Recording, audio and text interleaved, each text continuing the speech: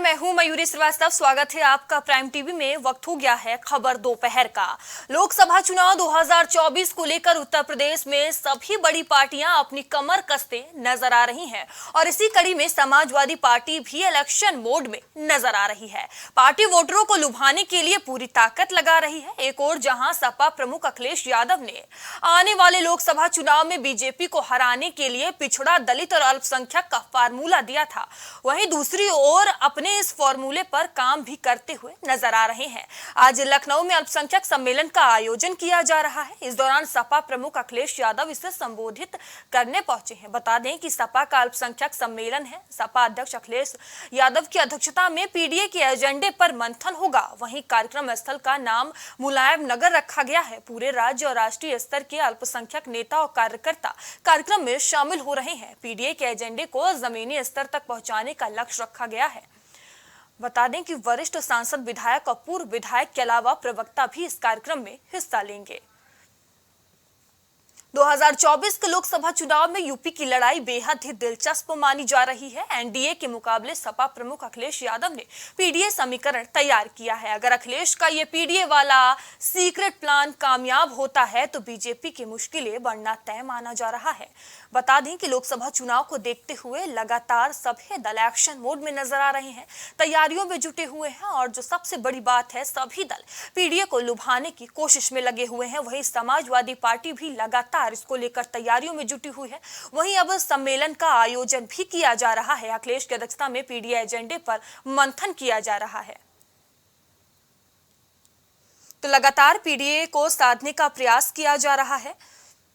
बता दें 2024 के लोकसभा चुनाव में यूपी की लड़ाई बेहद ही दिलचस्प मानी जा रही है।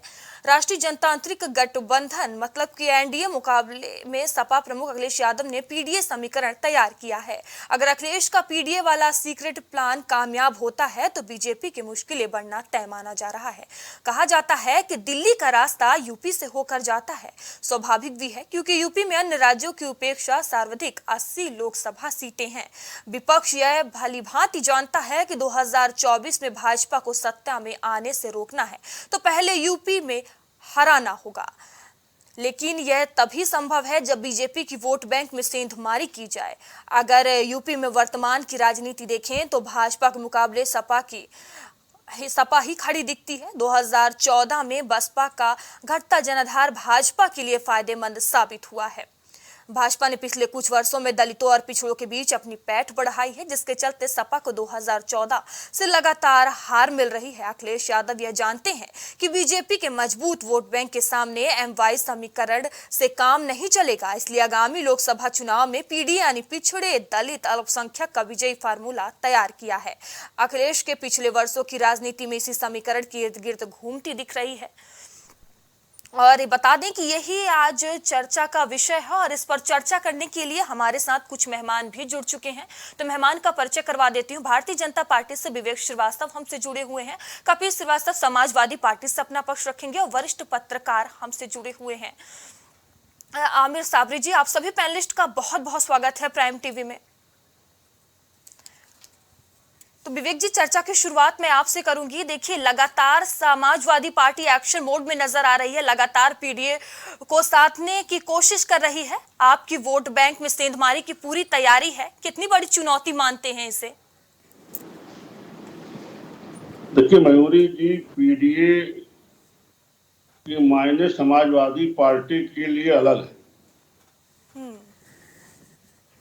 पिछड़ा, दलित और अल्पसंख्यक इसके मायने नहीं है समाजवादी पार्टी के लिए। समाजवादी जब सत्ता से बेदखल रहती है तब इस तरह की बातें करती है और जब सत्ता में आती है तो पिछड़ों की चुन चुन के हत्याएं करवाती है। दलित इन्हें कहीं दिखाई नहीं देते, अल्पसंख्यकों की हत्याएं होती हैं, उनको जूते से मारने का काम होता है, उनके 60 बच्चे मर जाते हैं। तो जब सत्ता में रहती तब इनके नजरों में कहीं पीडीए दिखाई नहीं देता और जब नहीं रहते तो इनको याद आती है। ये सारी चीजें पिछड़े भी समझते हैं, दलित भाई भी समझते हैं और अल्पसंख्यक भी समझते हैं। यही कारण है कि आज इनको इस तरह के सम्मेलन करने की नौबत आ गई है। और उसी पिछड़ों के सम्मेलन में इनके नेताओं के जूते चलने की घटनाएं भी हो रही हैं। लेकिन सर, तो विपक्ष तो समाजवादी हमेशा आप पर आरोप लगाता रहा है कि पिछड़े और दलितों का शोषण आप करते हैं, अल्पसंख्यकों के लिए कुछ काम नहीं किया गया। देखिए मयूरी जी, राजू पाल की हत्या जब हुई तो उत्तर प्रदेश में समाजवादी पार्टी का शासन था। हत्या के मुख्य अभियुक्त को समाजवादी पार्टी ने दोबारा टिकट दिया। मुलायम सिंह जी के नेतृत्व में पूरी कैबिनेट इलाहाबाद पश्चिम की गली गली घूम करके उसको जिताने का काम की। ऐसे तमाम फहरिस्त है। इसी तरह से जब आप अल्पसंख्यकों पे आइएगा, सैफई के एसी कैंप में जब अखिलेश यादव जी आलिया भट्ट का डांस दिख रहे थे, तो मुजफ्फरनगर में अल्पसंख्यकों के 60 बच्चे बुखार से तप के मर गए, जो इनके शरणार्थी शिविरों में थे, जो इनकी पनाह में थे। और उस मौत पे इन्होंने एक बूंद आंसू बहाने की बात तो छोड़ दीजिए, एसडीएम के चपरासी को भी सस्पेंड नहीं किया। ये तो समाजवादियों का अल्पसंख्यकों के प्रति लगाव है। बहराइच में एक मुस्लिम प्रधान को जूते से मारने का इनके विधायक का वीडियो सोशल मीडिया पे आज भी होगा, आप ढूंढ लीजिए। ये अल्पसंख्यकों के साथ व्यवहार है। पिछड़ों के साथ क्या, मैंने बता दिया। दलितों के बारे में दलित खूब जानते हैं, उसकी चर्चा करने की आवश्यकता नहीं है। बहन मायावती जी खुद बता देंगी इनके बारे में आपको। विवेक जी, देखिए चुनाव के समय सभी दल को उनकी याद आती है पीडीए की, लेकिन अगर अभी मौजूदा हालात भी देखें तो पिछड़े और दलितों का शोषण किया जा रहा है। कहाँ किया जा रहा है? तमाम ऐसी खबरें सामने आती हैं। ये खबरें है ना, जो खबरें लोग चला रहे हैं। स्वयं नरेंद्र मोदी जी देश के प्रधानमंत्री पिछड़े समाज से आते हैं। केशव मौर्य जी उत्तर प्रदेश के उप मुख्यमंत्री पिछड़े समाज से आते हैं। लंबी फहरिस्त है जो भारतीय जनता पार्टी में मुख्य स्थानों पे हैं। स्वयं मध्य प्रदेश में शिवराज सिंह चौहान जी मुख्यमंत्री पिछड़े समाज से आते हैं। इसी तरह से एक लंबी फहरिस्त है जो पिछड़े समाज से हैं। भारतीय जनता पार्टी जाति धर्म की राजनीति नहीं करती, सबका साथ, सबका विकास, सबका विश्वास की बात करती है, सबको साथ लेकर के चलती है। हमारी सरकार किसी योजना में किसी से कोई भेदभाव आपको दिखाई नहीं देगा। अगर हमने प्रधानमंत्री आवास योजना दी है तो हिंदू मुसलमान सबको दी है, अगड़े पिछड़े दलित सबको दी है। इसी तरीके से उज्ज्वला योजना का लाभ सबको दिया, आयुष्मान योजना का लाभ सबको दिया, शौचालय सबके घरों में बनवाए, किसान सम्मान निधि सबको दी। जी ठीक तो है। हमारी किसी योजना में आपको कहीं अगड़ा पिछड़ा दलित के साथ भेदभाव नहीं दिखाई देगा। जी ठीक है। और सारी समाज के लोग भाजपा में जुड़े हुए हैं और जुड़ करके राष्ट्र की मुख्य धारा में आगे बढ़ रहे हैं। जो आज लोग पीडीए की बात कर रहे हैं, पीडीए के प्रति सत्ता में रहते उनकी क्या स्थिति थी, उसको देखने की जरूरत है, उस पर उनसे सवाल पूछने की जरूरत है। जी ठीक है। कपिश जी, आपके पास आऊंगी। देखिए लगातार आप पीडीए को साधने का प्रयास कर रहे हैं, अब सम्मेलन की शुरुआत कर दी गई है, तो इस सम्मेलन के जरिए क्या संदेश देना चाह रहे हैं? देखिए बहुत सीधी बात है, ये काफी को हो रही, सही कराइए दादा। हाँ, मैं ये कह रहा हूं मयूरी कि देखिए पीडीए की बात समाजवादी पार्टी ने पहली बार तो की नहीं। हमारा तो गठन ही 1992 में सामाजिक न्याय की स्थापना के लिए हुआ था। काफी इको हो रही, उसको सही कराइए, ठीक नहीं? ये हमेशा आपके यहाँ प्रॉब्लम रही। हाँ, अब ठीक। तो समाजवादी पार्टी ने तो 1992 में सामाजिक न्याय स्थापित करने के लिए ही लड़ाई लड़ी और अपनी पार्टी को स्थापित किया। 4 बार हमारी सरकारें यूं ही थोड़ी ना बनती। और बनवाया किसने? बनवाया भी तो पीडीए ही नहीं था। और मैं एक बात कह रहा हूं, अगर हम दलित विरोधी होते तो बहन मायावती जी 2019 में हमसे समझौता करने आते। की बात कर रहे हैं। और मैं आज पूछ रहा हूं कि ये कहते हैं हम जाति धर्म की राजनीति नहीं करते, तो अभी कैसे बता रहे थे कि प्रधानमंत्री की भी जात बता रहे थे और उप मुख्यमंत्री की भी जात बता रहे, और उनको तो छोड़ दीजिए। प्रधानमंत्री जी स्वयं जब अपने कैबिनेट का विस्तार किए तो उन्होंने बकायदा संसद के अंदर ये जातिवाद किया। और क्या जातिवाद किया था? यहाँ इतने अनुसूचित, इतने दलित, इतने ओबीसी और इतने सवर्ण हमने बनाए। और आप तो उन पदाधिकारियों में से लिस्ट अपनी उठा लो जो आपने पिछली बार दी, सबके कोष्टक में जाति लिखी हुई। आज तक किसी राजनीतिक दल ने अपने संगठन के लिस्ट में किसी व्यक्ति के जाति को अंडरलाइन नहीं किया, जो कि भारतीय जनता पार्टी ने किया। और सबसे बड़ी बात कह रहे हैं कि हम लोग कहाँ उपेक्षा करते हैं। 4.5 साल लग जाते हैं साहब आपके मुख्यमंत्री जी को डिप्टी मुख्यमंत्री के घर तक जाने में। कितना प्रेशर पड़ा हुआ तक गए। और दूसरी चीज मैं आपको कह दूं कि जो भी आपके ऊपर प्रेशर है वो सामने दिखाई दे रहा है कि मध्य प्रदेश के अंदर एक दलित समाज के व्यक्ति के ऊपर भारतीय जनता पार्टी के एक सवर्ण नेता पेशाब कर रहे हैं सर पर। और चौहान साहब ने पैर पधार करके उनकी आत्मा पर पड़े छींटों को निकाल दिया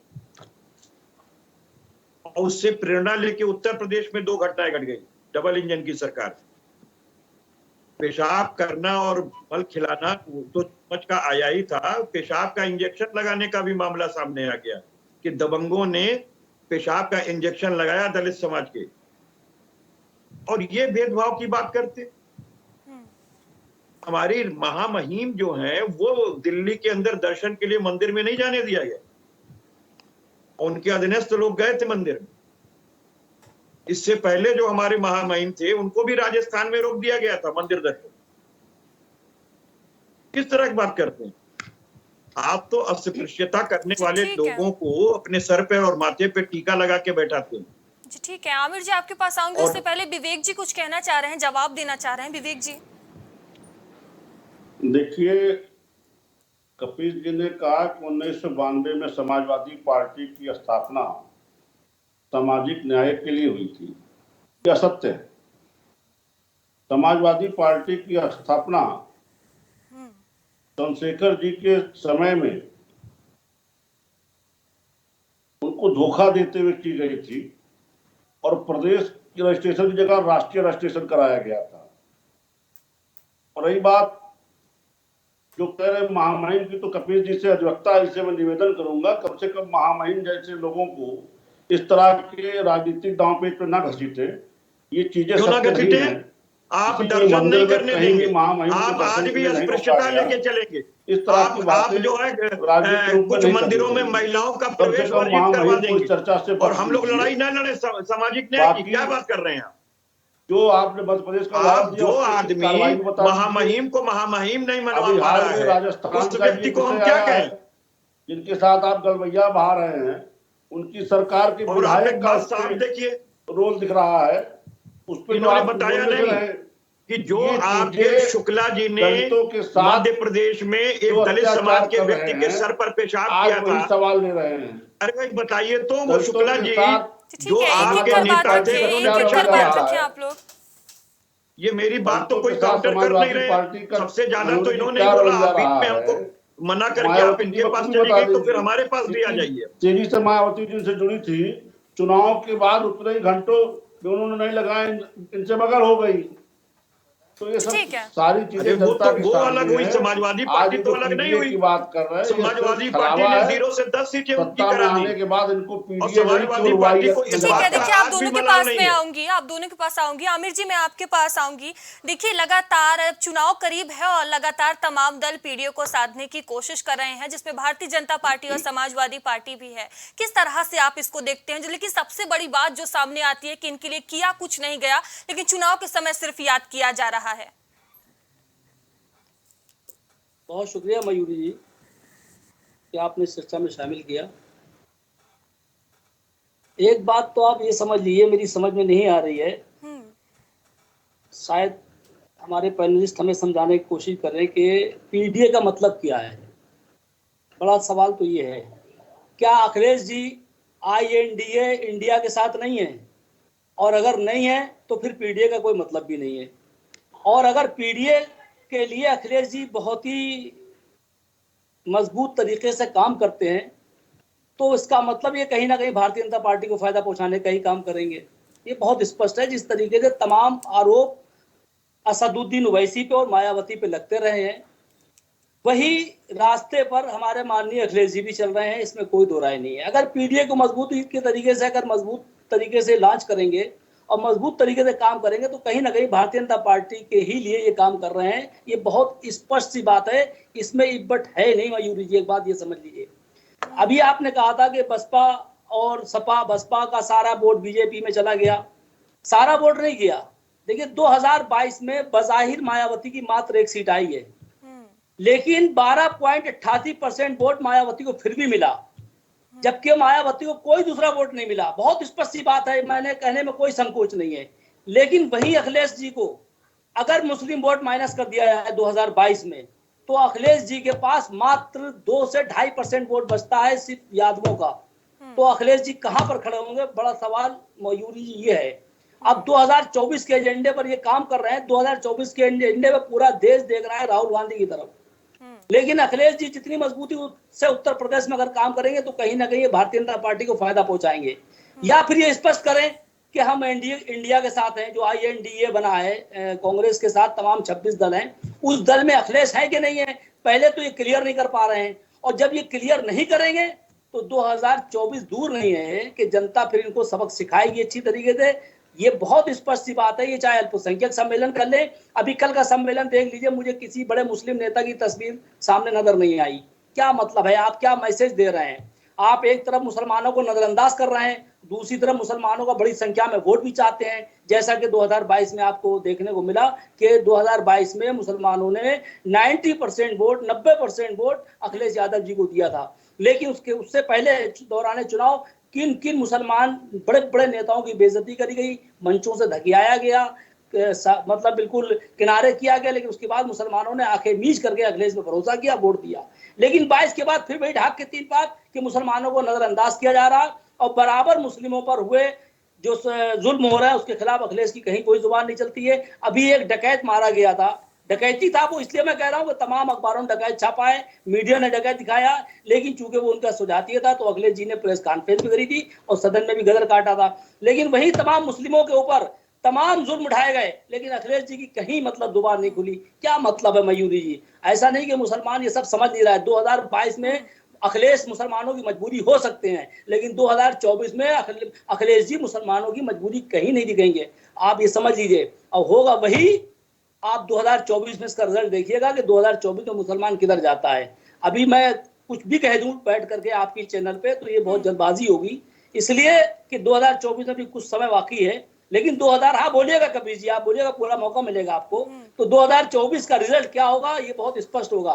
देखिए इनके पास ज्यादा वोट बचा नहीं, इनका सुझाती है, सिर्फ मुस्लिम वोटों पर ये राजनीति कर रहे हैं। और जिस दिन मुस्लिम वोट माइनस हो गया अखिलेश कहीं के नहीं बचेंगे, खुद विधायक ही नहीं जीत पाएंगे। मयूरी जी आप कहीं कोरे कागज, आप एक संगठन बना लो साबिर भाई, एक संगठन आप भी बना लो। हम जिस दिन राजनीति में उतरेंगे कबीर जी, आपको अध्यक्ष बना देंगे जिसका संगठन समाजवादी पार्टी से आप क्या चाहते हो? कबीर जी, जिस दिन हम राजनीति करने की सोचेंगे हम आपको अध्यक्ष बना लेंगे। और हम को ये लेकर के चल रहे हैं कि इंडिया में पीडीए है कि नहीं है। आपको जरा भी इल्म है? आपने बताया नहीं कि अगर हम पीडीए लेके चलेंगे तो इंडिया को क्या नुकसान हो रहा है। अगर गठबंधन इंडिया है और उसका विजन पीडीए है, विजन का मतलब समझते हैं क्या साबिर साहब? अरे अब आप समझा दीजिए, किस जगह पे पत्रकारिता आप करते हैं? अरे आप समझा दिए, मुझे आप बताइए ना क्या पत्रकारिता करते हैं आप? देखिए कपीश जी, मैं आपसे पूछ रहा हूं, आपको इतना नहीं समझ में आता है कि इंडिया का जो विजन है वो पीडीए है, यानी पिछड़ा, दलित और अल्पसंख्यक जिनके साथ अन्याय हुआ। और पिछड़ों में सिर्फ वही नहीं है कि जो खाली ओबीसी समाज से, वो भी पिछड़े, आर्थिक रूप से पिछड़े हैं, वो सवर्ण मुसलमानों में सेंध लगाए। मुस्लिम कोई नेता आपको पसंद नहीं है, मुसलमानों को आप नहीं चाहते। और ठीक है, देखिए आप लोग एक एक कर बात करें। चिल्लाइएगा बाद में, पहले 4 बार मुलायम सिंह की सरकार बनी है, आप बताइए मुसलमानों को क्या दिया आपने? अरे मुस्लिम नेताओं को आप चाहते हैं, उसकी कल्पना नहीं की जा सकती है। आबिर भाई, आपको ओवैसी की पार्टी के मेंबर कौन नहीं जानता? और विवेक जी जो कह रहे थे बिल्कुल सही कह रहे थे। मुझे बताओ, ये चंद्रशेखर ओवैसी को के आदमी हो कि नहीं? समाजवादी आप पार्टी ओवैसी की पार्टी से बैठ करके पत्रकारिता चंद्रशेखर कोई धोखा नहीं दिया। ठीक है, देखिए आमिर जी, ठीक है आमिर जी, अब सुन लीजिए, मैंने आपको मौका दिया, आप सुन लीजिए, ठीक है धोखा देना। ठीक है आमिर जी, देखिए एक एक कर आप लोग बात रखिए। जब डॉक्टर खान को जेल भेजा जाता है, गैस कांड का मुलजिम बनाया जाता है, जिसने ईश्वरीय कार्य किया, लोगों को गैस अपने दौड़ दौड़ के बाहर से नर्सिंग होम से मैनेज करा करके ला करके दिए, जिनको ये जेल भेजा, साबिर अली कहाँ लिखे थे? आप भूल रहे हैं साबिर अली। आप बताइए, मुजफ्फरनगर दंगा हुआ था, शांति वापस IIM के नेता हो कि नहीं हो? आपने क्या किया? अरे अखिलेश जी बताएं तो, 400 बच्चे ठंड से मर गए थे। आप भारतीय जनता पार्टी को मदद करने वाले रह रहा था और रामगोपाल यादव बयान कह रहे थे, ढोल ताशे बज रहे हैं। ठीक है आमिर जी, कपिल जी, आप लोग एक एक कर बात रखें ताकि समझ में आए। टिकट नहीं दे पाइएगा, ना दिलवा पाइएगा किसी से। अपने समाजवादी पार्टी का इतिहास पढ़ लीजिए, मुसलमानों के साथ क्या किया है। कैसी पत्रकारिता, एक कॉलम नहीं लिखा दिखा पाइए। ठीक है आमिर जी, आपको भी मौका दूंगी, पहले सुन लीजिए। देखिए कपिल जी को सुन लीजिए, एक एक कर आप लोग बात रखें ताकि समझ में आए। देखिए एक बात मैं स्पष्ट रूप से कह रहा हूं, डॉक्टर कफील के ऊपर जब कार्रवाई हुई तो समाजवादी पार्टी ने खुल करके लड़ाई लड़ी। जब आजम खान साहब के ऊपर जो है वो कार्रवाई हुई तो समाजवादी पार्टी ने खुल करके लड़ाई लड़ी। आज अब्दुल्ला आजम साहब हमारे प्रदेश सचिव, आजम खान साहब समाजवादी पार्टी कर रहे हैं। ठीक है, आप दोनों शांत हो जाइए। ठीक है विवेक जी, आपके पास आऊंगी।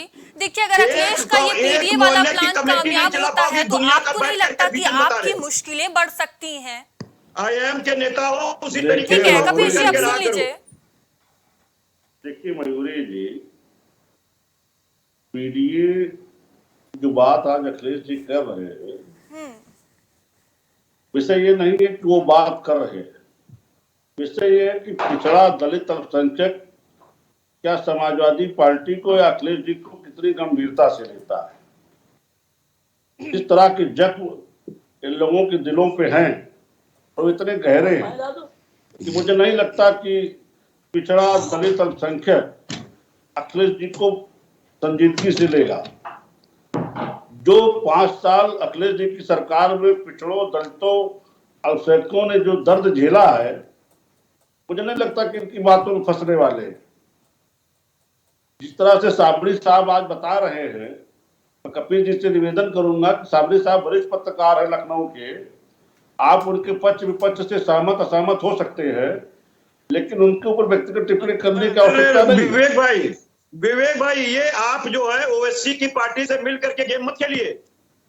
नहीं, हम क्या कर रहे हैं, आप लोग मुद्दे पर बात करिए, मुद्दे पर बात करिए। आप तेलबाजी और मक्खनबाजी मेरे सामने मत कीजिएगा।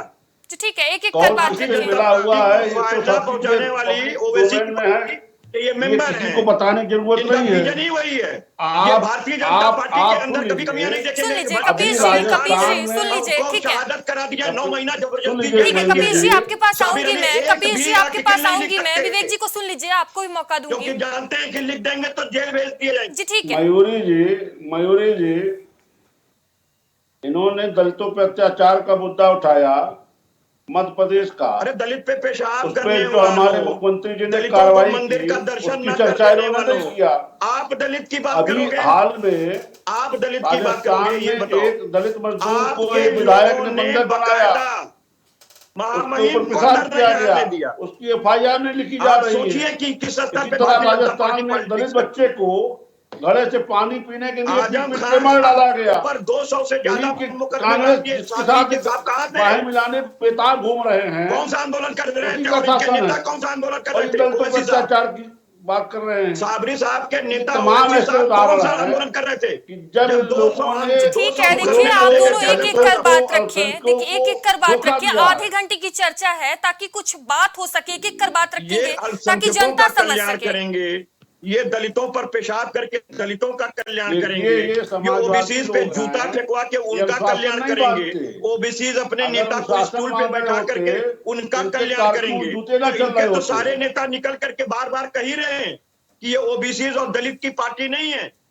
जो 16 विधायक और इनके 8 मंत्री निकल के आए थे 2022 में, सत्ता पर लात मार के आए थे, क्या कहा था उन्होंने? तो सत्ता छोड़ के आए थे ये भाई, सत्ता लोग लोलुप उस समय तो वो नहीं थे, वो केवल तो सत्ता विपक्ष में के आने पास पे आए। जात विशेष की बात करते हैं। आप मुझे बताइए ना, बाकी पिछड़ों जिनको को, आप घोसी का दलितों को, चुनाव लड़ा दलितों रहे को हैं, उन्होंने सबको प्रेस धोखा वार्ता में देने साफ वाले कहा लोग हैं ये। कि पिछड़े समाजों की जो है उपेक्षा भारतीय जनता पार्टी के मयूरी अंदर की जी, गई है। मंत्री इसलिए भले इनका बना क्रम है, आने पे लेकिन बोले। उनको ठीक है, ताकत नहीं देखिए आप दी लोग जाती एक है। एक कर बात रखें। जी ठीक है, देखिए कपीश जी, आपसे मेरा सवाल है, अभी वर्तमान में देखें यूपी में 42% वोट बैंक पर बीजेपी का कब्जा है, तो कैसे आप पीडीए फॉर्मूले को जनता के बीच ले जाएंगे? क्या लगता है बड़ी चुनौती है? देखिए, चुनौतियां तो राजनीति के अंदर हमेशा आती रहती हैं और पार्टियों के सामने सदैव बनी रहती है। वो माने चाहे ना माने, आपको जनता के बीच काम करना है, अपने एजेंडे को लेकर के जाना है, अपनी नीतियों को अपने नेता के नेतृत्व में आपको रखना है। ये तो चयन करने का काम बिल्कुल जो है वो जनता ही करेगी, जनता ही इस लोकतंत्र की मालिक है। लेकिन ये कपीश जी, आप हकीकत पीडीए नहीं की है क्या? बात करते हैं, पर उसके लिए काम पर अभी भी सक्रियता की कमी है, लगता नहीं मैं तो आपको? आज भी आपको कह रहा हूं कि हमारे जितने विधायक जीते उठा करके देख लीजिए उसमें पीडीए में कौन कौन है, और आपको समझ में आ जाएगा। प्रतिशत में उठा करके देख लीजिए। अगर मान लीजिए इनके ज्यादा विधायक जीत के आए हैं तो ये ज्यादा विधायक तो दिखा देंगे, लेकिन प्रतिशत के आधार पर नहीं दिखा पाएंगे। राजू और पाल भी उनको आपने बरेलिया कौन सी समाज ताकत से दी, थे, ये बताइए। पिछड़े वर्ग इन्होंने से कोई आते ताकत हैं। नहीं दी। ठीक केशव है विवेक प्रसाद जी, आऊंगी मौर्य जी आपके के पास, हाथ आऊंगी, में, जवाब दीजिएगा, आऊंगी आपके पास। केशव प्रसाद मौर्य जी को केवल बयान जारी करने के लिए रखा गया। उनके डिपार्टमेंट का 4 काम ये नहीं बता पाएंगे कि मुख्यमंत्री जी कैसे करने देते हैं या नहीं करने देते। 4.5 साल तो केशव प्रसाद मौर्य जी क्या जाने के लिए लगा देते। समय आने दीजिए, केशव प्रसाद मौर्य भी आपको बताएंगे कि आपने कितना अपमान किया स्टूल पे बैठा। ठीक है, आज अकबर साहब गए हैं, जो बगल में रथ से लेकर के हेलीकॉप्टर तक बैठते थे, वहां उनको सम्मान नहीं मिला। लेकिन जहां के कैबिनेट की मीटिंग में पीछे जाके खड़े थे, फोटो खिंचवा रहे थे, उनको सम्मान पता है। और ये भी मैं आपको लिख करके दे दूं कि अगर घोसी चुनाव 99% उम्मीद है कि भारतीय जनता पार्टी बुरी तरह से हारेगी, और अगर हार गई तो फिर आप देखिएगा राजभर साहब का क्या हाल होगा और ये इनका चौहान साहब का क्या हाल होगा। वो आपके सामने सारी चीजें खुल करके आ जाएंगी। आखिर पहले मंत्री क्यों नहीं बना दिया गया? जब आपने उनको शामिल किया था और ऑनेस्टी से अगर आपको विश्वास करना था तो आपको बनाना चाहिए था। क्यों नहीं बनाया आपने? क्यों इंतजार कर रहे हैं? ये साफ बात है। डॉक्टर कफील को फंसाने वाली भारतीय जनता पार्टी, आजम खान साहब पे 200 फर्जी मुकदमे लादने वाली भारतीय जनता पार्टी, आपके सामने है दलितों पर पेशाब करने वाली भारतीय जनता पार्टी, और ये कहेंगे कि ये सबकी पार्टी है, सबका साथ, सबका विकास, सबका दलित विश्वास। बेटी ठीक की है, एक विवेक जी, जो जवाब उनका दे लीजिए, अपना ठीक है। विधायक पार्टी जो है अल्पसंख्यक समाज से नहीं है, और उस पर इंगित करने के लिए साबिर साहब नहीं बैठे कि भाई इतना टिकट इन्होंने बांटा उत्तर प्रदेश में, एक भी विधायक का टिकट क्यों नहीं दिया? अगर आप पासमंदा मुसलमान और सबकी बात करते हैं, जी ठीक है, जल्दी अगर जवाब दे आप दीजिए केंद्र विवेक के जी, ठीक अंदर है। एक आपका सांसद और एक राज्यसभा का सांसद कोई मुसलमान नहीं है, तो आपसे नहीं प्रश्न पूछा जाएगा, प्रश्न समाजवादी पार्टी से पूछा जाएगा कि जावेद खान को क्यों भेज दिया। ठीक है ये विवेक, पूछा जाएगा। ठीक, विवेक जी। जी देखिए मयूरी जी, जिस तरह से ये तमाम विषय गिना रहे हैं, दलित बेटी की इज्जत लूटने वाली समाजवादी पार्टी, कौन सी दलित बेटी बताइए? मणिपुर में सारी बेटियों, आदिवासी और दलित बेटियों की आप इज्जत लूट रहे हैं और लुटवा रहे हैं। मणिपुर के अंदर ये सरकारी जो चल रहा है वो सारी चीजें तो सुप्रीम कोर्ट ने कह दिया कि सरकार के द्वारा प्रायोजित आपने मणिपुर के में कराया। जो आप कुकी समाज है वो दलित और आदिवासी समाज तो है जिसको नग्न वस्त्र करके भारतीय जनता पार्टी घुमवा रही है अपनी सरकार में। मेरे बगल के खुकुंदू के रहने वाले चित्रकुंडा में हत्या हुई, प्रधानमंत्री नहीं बोल पाए, भाग खड़े हुए।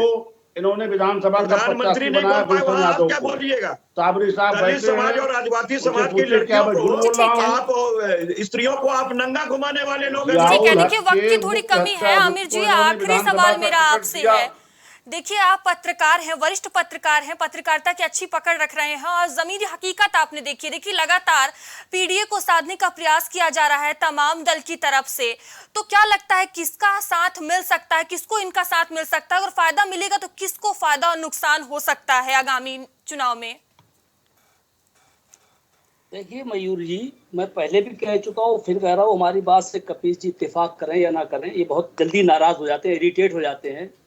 तो कुल मिलाकर के सच्चाई ये है कि सच आदमी को स्वीकार नहीं होता है। मैं पहले भी कह रहा था, फिर कह रहा हूँ, और फिर ने खराब लगे कोई बात नहीं, कि पीडीए जितनी मजबूत उभरेगी उतनी भारतीय जनता पार्टी का फायदा होगा, ये बहुत स्पष्ट है, इसमें कोई पट है नहीं। दूसरी बात, जैसा कि अभी विवेक जी कह रहे थे, जियाउल हक क्यों जाते जाते अखिलेश के ऊपर इतना हिंदुत्व का सवाल था कि उन्होंने सैफुल्लाह का फर्जी इनकाउंटर कराया, जबकि योगी सरकार में वो निर्दोष साबित हुआ। ये भी एक कड़वा सच है। इस तरीके के इन्होंने 6 मुस्लिम बांग्लादेशी आज भी जेलों में बंद हैं, जो आतंकवादी के रूप में पकड़े गए थे, और डिस्ट्रिक्ट जजों ने छोड़ दिया था चाहे पुलिस की हरामखोरी देख करके कि पुलिस ने चार्जशीट तैयार करी है, तेरा झूठ है उसके अंदर। उसके बाद अखिलेश सरकार हाईकोर्ट चली गई, वो 6 बांग्लादेशी आज भी जेलों में बंद हैं। यह है कड़वा सच। और अखिलेश के ही दौर में खालिद मुजाहिद आसमी और 2 मौलाना ठीक है, ठीक, आऊंगी कपिल जी, ठीक है, आ रहे थे और रास्ते में मार दिए गए थे। तो कुल मिलाकर के अखिलेश ने सामाजिक न्याय दिलाएंगे, उसकी भरपाई नहीं होगी। कैसे मजबूत करेंगे ये बताइए साबिर भाई। कोई बुराई नहीं है। और भारतीय जनता पार्टी ठीक है, आमिर जी, कपिल जी कुछ कह रहे हैं, सुन लीजिए, ठीक है। कपिल जी सुन लीजिए, हिंदुत्व के नाम पे प्रचंड बहुमत, इन्हें बोलने का बड़ा हैजा है। यूरी जी मतलब का इधर से उधर इन्हें बहुत हैजा है बोलने का। मैं स्पष्ट कह रहा हूँ और लिख के दे सकता हूँ, पूरी जानकारी से कह रहा हूँ। अगर कहीं होता तो समाजवादी पार्टी तो वहाँ खड़ी है। आजम देखिए, आप लोग एक-एक कर बोलिए, साथ में बोलिए। मुसलमानों को किया है 5 साल में, और 6 साल में अब तक अपने सरकार भैया गया है पूरे। ठीक है आमिर जी, ठीक है, कपिल जी जल्दी से जवाब दे दीजिए, ठीक है। देखिए, मैं इन्हीं से सवाल पूछ रहा हूँ कि हेडलाइन आप मैनेजमेंट कर दिया आपने कि आप की पीडीए अगर हम लेकर चलेंगे तो हम भाजपा को मजबूत करेंगे। चलिए, ये हेडलाइन हो गई। बिल्कुल भाजपा को आप तकलीफ दे रहे हैं, बिल्कुल भाजपा को आप सपोर्ट कर रहे हैं, पीडीए को मजबूती प्रदान करके। और वो भी 5% जो आर्थिक रूप से अगड़े में पिछड़े हैं, वो भी इसमें शामिल हैं। अरे आप बताइए, आप अपना सुजातीय वोट कितना दिला रहे हैं अखिलेश जी को? अखिलेश जी कितना सुजातीय वोट लेके आ रहे हैं? आपके सामने रख रहे हैं, एकत्रित कर रहे हैं। तो साबिर साहब, आप मुझे बता दीजिए कि कैसे हम भाजपा को मजबूत कर रहे हैं, जो आप कह रहे हैं। अरे हम कह रहे हैं, आप अपना कितना वोट, अपना सुजातीय वोट दिला रहे हैं? आप श्रीवास्तव जी बताइए, आप श्रीवास्तव को कितना वोट दिला रहे हैं अखिलेश को? अखिलेश जी अपना सुजातीय वोट कितना लेके आ रहे हैं बताइए। लेकिन जब सारे लोग लेकर के होंगे जिनके हक और हुकूक कुचले गए हैं, तो आप भाजपा को कैसे मजबूत कर रहे हैं? समाजवादी पार्टी ही नहीं, समाजवादी पार्टी की बुनियादी भाजपा हमेशा रही है, और सूर्य मुलायम सिंह हमेशा बीजेपी के एजेंट रहे हैं, और आज अखिलेश वही काम कर रहे हैं। ठीक है, ठीक है। देखिए, 2024 की बारी है और सभी पार्टियों की फुल तैयारी है, और ये देखने वाली बात होगी कि आखिर पीडीए का साथ किस दल को मिलता है। फिलहाल आप सभी पैनलिस्ट का बहुत बहुत धन्यवाद हमसे जुड़ने के लिए। तो बता दें कि लोकसभा चुनाव को देखते हुए लगातार तमाम दल एक्शन मोड में नजर आ रहे हैं, तैयारियों में जुटे हुए हैं, कोई कसर नहीं छोड़ना चाहते। जहां एक तरफ भारतीय जनता पार्टी पीडीए को अपने पाले में करने के लिए लगातार प्रयास कर रही है, तो वहीं अब समाजवादी पार्टी भी पीछे नहीं रहना चाहती, लगातार वो भी प्रयासरत नजर आ रही है। और अब सम्मेलन का आयोजन किया जा रहा है, पीडीए को अपने पाले में करने की कोशिश की जा रही है। लेकिन ये तो आने वाला वक्त ही बताएगा कि आखिर पीडीए का साथ किस दल को मिलता है, किसको फायदा और किसको नुकसान होता है। फिलहाल अभी के लिए खबर दोपहर में इतना ही, आगे आपसे फिर होगी मुलाकात, तब तक के लिए बने रहिए प्राइम टीवी के साथ। नमस्कार।